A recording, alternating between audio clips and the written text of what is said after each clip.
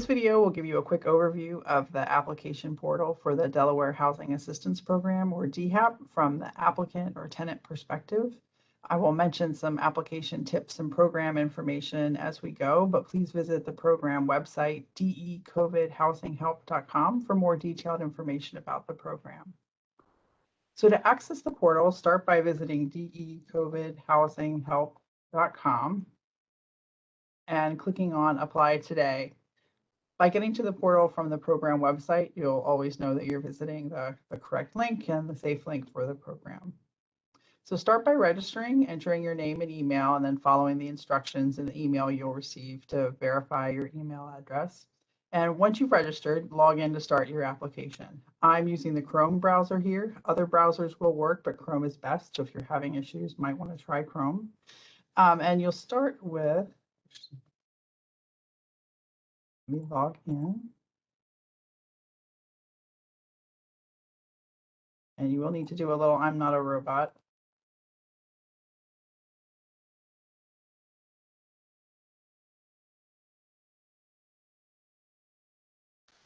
So when you first log in, you'll see these tabs here on the left. If you're on mobile or on a tablet, you may see them across the top of your screen, but it'll be all the same content, just across the top instead of on the left.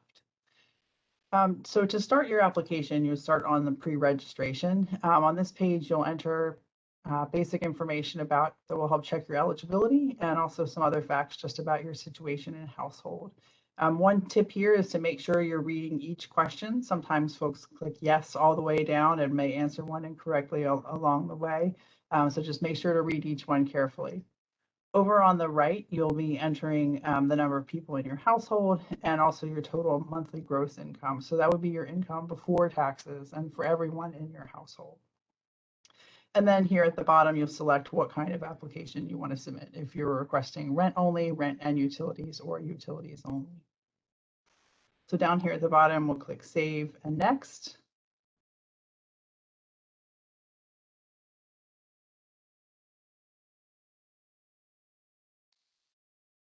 Onto the applicant address. So here, just entering your mailing address, your current address, and your mailing address if it's different. So like if you use a PO box. Next, we'll move on to the Occupants tab. On this tab, you will add all the members of your household, including children. This will populate based on the number of household members that you put on the pre-registration page. So for each household member, you'll click the pencil and add in and complete this information. So a few of these things you do not have to fill in. So the Social Security number, for example, you can select not to provide that, and can also on some of the demographic questions select decline not to answer. It does help to check the SMS opt-in. That helps us stay in touch with you and to be able to send you updates via text message. And also if you want to enter an alternate contact for your application. So like if there's another adult in your household who you would want to be able to be an alternate contact if the auditor can't get in touch with you. So when those are all completed, we'll move on to next. This is the income tab. You'll need to complete income information for each member of your household. If your property address is in certain census tracts, this tab might not show up. If not, don't worry about that. Don't worry about it. It's not a bad thing. It just means that you can use our income self-certification form as another form of income documentation. But clicking on each household member, if they do not have income from these sources, you can hit NA. You can also, really the easiest form of income documentation is your 2020 or 2021 tax returns, Form 1040. So if you want to use that, you would uncheck the NA, enter an estimate of the monthly income, and then here on Choose File, upload that document. So we'll do that for each member of the household and then move on and check next. On the rental info tab, you'll enter information about your lease and how much rent you owe. Once you enter the past due rent and save the page, you'll need to click the blue link to add details on what months of rent you owe. If you want to request future rent, you can do that as well. I'm going to hit edit here. and this will pop up. If you're using the same landlord, do not need to fill in different landlord information. But here's where you can add details about future rent you might be requesting. So the program can pay up to 3 months of rent in advance. So right now in March, we can pay March as the current month, and then April, May, and June. So you would enter those here, and just select the year, and save and close. Same thing here on the past due rent. You need to enter the number of months that you're past due, and this may flash red, and it'll want you to come in here and enter this information about the months of rent that you owe. The program can pay months since April of 2020. So once that info is in, we'll hit save and move on to the landlord info. On this page, it's really important to make sure you have the correct contact info for your landlord, especially if you live in a larger, like multifamily property. Check with the property manager what contact info you should use. This is how your application will be linked to your landlord so they can complete their side of the application to receive payment. Once that is entered, we'll click next. I checked rent and utilities, so the utilities tab is here for me to add information on the utilities I'm requesting assistance for. We will issue payment directly to your utility company. If there are utilities that you owe to your landlord, those should be included with rent and included on your past due statement. Only list utilities here that you owe to the utility company. So to add a new one, you can click up here to add utility. You'll need to select the type. Water, sewer, electricity, and gas are eligible utilities. Enter your account number, amount, estimated number of months that you're past due, basic information about the invoice. You'll need to upload a copy of your bill. On the bill, it's important to upload a picture of the whole bill, not just the remittance part, like that you usually put in the envelope, or like a screenshot of your account. We need to see the whole bill with the name, address, and details about how much is owed. You don't need to enter information about the company. We have all of that preloaded. So just by uploading your bill and including your account number, we will get the correct vendor in there. So once you've entered all the utilities you are requesting at this time, the last stop is the Documents tab. And this is where you'll upload a couple of other required documents for the application. So first is applicant info. So this would be your ID and or proof of residence. So if the address on your ID does not match the property where you live, we would also need proof of residence. So that could be like a recent utility bill, a recent piece of official mail. It needs to be the actual piece of mail and not just the envelope. If you've got other stuff on your application, like if you uploaded a utility bill elsewhere, you can just upload the same item here and use that for proof of residence too. Lease document, upload a copy of your lease or alternative documentation if you have that here. There are a couple of other slots if you have these documents, the past due rent statement or an eviction notice, you can upload those here. Those aren't required documents.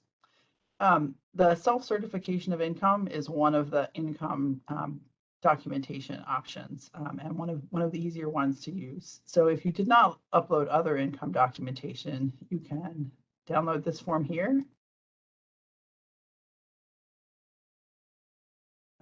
That's what it looks like. You can complete this, you can electronically sign it and upload it again, or print off a paper copy and upload a picture or a scan. This is also what you would use if your current income is 0. If you are using this form, just an important note is to make sure to list all of the household members on the form. Another income documentation option is documentation of eligibility for other government programs. So things like SNAP or TANF or purchase of care. If you're receiving benefits like that, that can also count as income verification. If you have something like that, an eligibility statement for one of those programs, you can upload that here, and that can be your income verification document. The COVID hardship document is just a slot if you have anything to upload related to that, or we have a previous form that was available. The recertification letter, most folks won't have that. That would be if you were living in public housing or subsidized housing and only pay and your rent is based on your income. So we would have a recent statement stating how much of the rent you're responsible for. This last one is required, the COVID-19 hardship certification. You can see I've already completed it a few times here and it saved it. To sign this document, it's an e-signature that you can do here in the portal. So we click Sign Document. You'll be able to enter your initials. I've already entered mine, but just in here, you can use your mouse, or if you're on a tablet, use your finger. And then check boxes that apply to your situation under both Section A and B. This is a self-attestation of two of the key federal eligibility items for the program. So it's really important to make sure you check at least one item up here and one item down here. That's a common issue, and we'll need to have you go back and fix it if you leave it blank. And click here to sign, add the date, check the box that we're saying everything we have provided is true and complete and correct to the best of our knowledge and belief, and click Save. And you'll see it'll add a new copy of the document here that I have signed. So when we have all blue check marks here on all of these tabs, that means we can submit. If something's not finished, it'll show like a yellow triangle caution sign. That means there's something you still need to do on that page.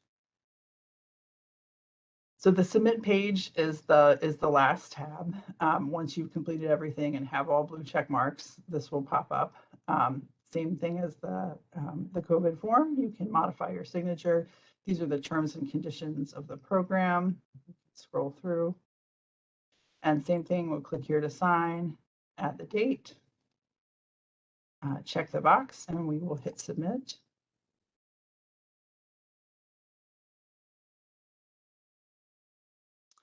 You'll get a message that our application was submitted successfully. This is the tab you'll come back to if you want to check on the status of your application.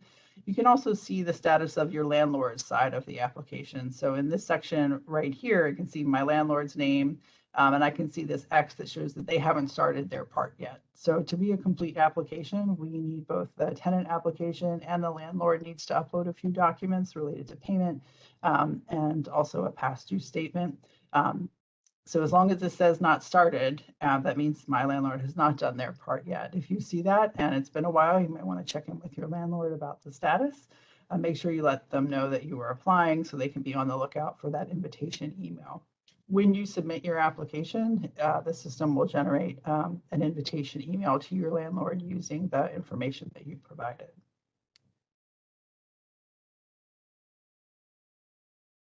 You can also come back to this tab to open a new case if you need to.